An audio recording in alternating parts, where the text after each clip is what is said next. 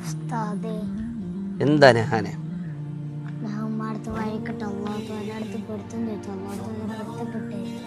നഹാനെ, അല്ലാഹു തആല ഈ ഭൂമിയിൽ തന്ന ഏറ്റവും വലിയ സമ്മാനമാണ് നമ്മുടെ ഉമ്മയും നമ്മുടെ ഉപ്പയും. ചില മക്കളെ വരെ അറിവില്ലായ്മ കൊണ്ട് ദ്രോഹിക്കുന്നു, ചീത്ത വിളിക്കുന്നു, ചിലപ്പോൾ തല്ലുക പോലും ചെയ്യും. വൻപാപത്തിൽപ്പെട്ട കുറ്റാണ്.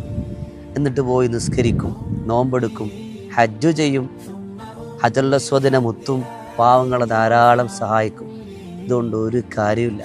കാരണം മാതാപിതാക്കളുടെ പൊരുത്തമില്ലാത്ത ഒരു ആരാധനയും അല്ലാഹു തആലയ്ക്ക് ആവശ്യമില്ല. എൻ്റെ പൊന്നുമോൻ ഇപ്പോൾ ആദ്യം പോയി ഉമ്മാടുത്തില്ലാണ്.